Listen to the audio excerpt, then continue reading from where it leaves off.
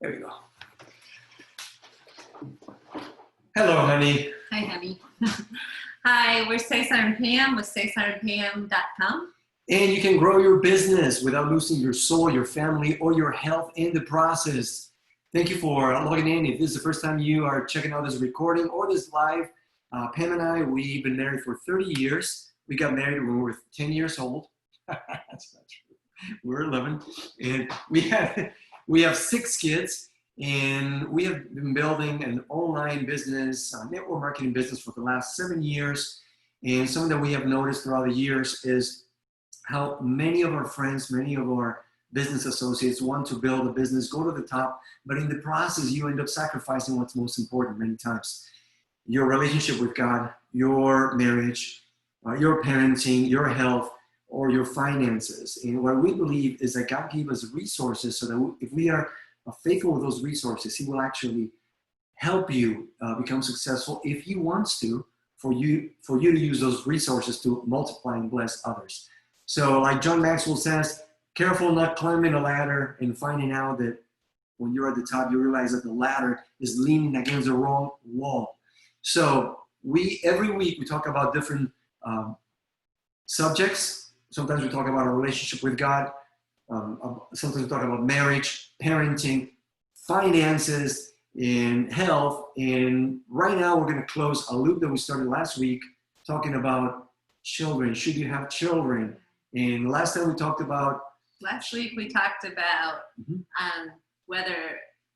the myth that children are a burden. And really we talked about how children are a blessing. Yes. And that, our society, our culture wants to say that children are a burden, but that's not what God says. And His word is what counts. Yeah, so that's number one. The other 2 lies is what we're going to cover today. And lie number 1 is, for today, is you can do it all. You can do it all.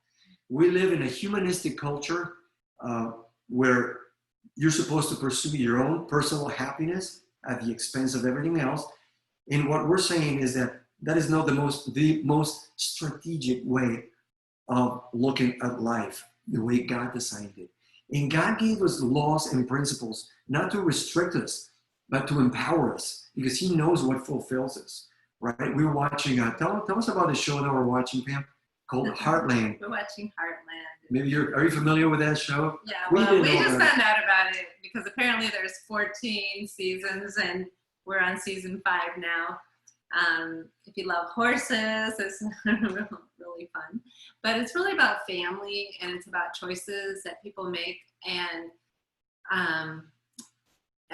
what really just drew us in is that people are making choices for family. They were saying, family is what is most valuable and most important. So yeah. What's it about? Tell us what the show's about. Well, there's a family that lives in Alberta, Canada, and they live on a ranch with horses. And the grandfather is the primary, figure, the stable figure in the show. And he had a daughter. He and his wife has passed away. They had a daughter who also passed away. And she had 2 daughters, and their father had left them. She was a single mom raising them, and it's about the lives of these 2 girls, really, and this family. The oldest daughter, very successful. About 25 years old. Yeah, went to New York, had a successful career, and that's when her mother died, and she came back to help her younger sister to be with them, and had to make a choice.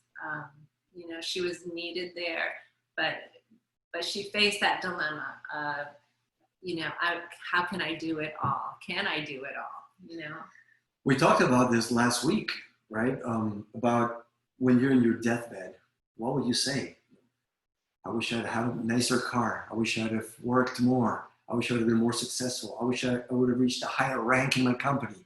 And really, that's not the case. We talked about how what's most important is the people that are closest to you, your family. Why didn't I spend more time with my family? And I think the biggest impact that we want to leave, if you are in a network marketing company, if you have a home-based business, you want to impact lives. But God wants it to start at home. And actually, in our own life, I messed up I hurt our family. I hurt you because I was not focused, and that was not my primary focus. My priorities were out of order years ago, well, 15 years ago. And when 7 years ago, approximately, God brought this business to our lives, was actually to help me rearrange my priorities and to trust God with a little bit of the resources that He has given me. So number one, you cannot do it all. You can give everything to your business and at the same time, all the time to your family. You don't have, you have limited time. So what you need to do is to organize your time. And we talked about it last week, Yeah, I think. it's about prioritizing because you really can't do it all. You have to decide what is most valuable, and there are people that decide that their career is most valuable, and they put all of their attention there, all of their time. And I think we've all heard stories where then later in life they're alone and wish that they would have invested in a relationship and building a family. So. Yeah. So a lot of the mindset today is I want to get what I want right now, what makes me happy. Yeah. And then you wait until your 30s or 40s, so you're still young, you still have energy, but then you try to find somebody by then, and then start a family by then, and then you don't have as much energy. You will not have as many children, which we talked about. Children are a blessing, not a burden, last week. And then at the end, you spent the majority of your best years of your life, so-called, alone, living for yourself. What if instead you turn it upside down and say, okay, I'm going to become the person that God wants me to become. Interestingly enough, it's in the family with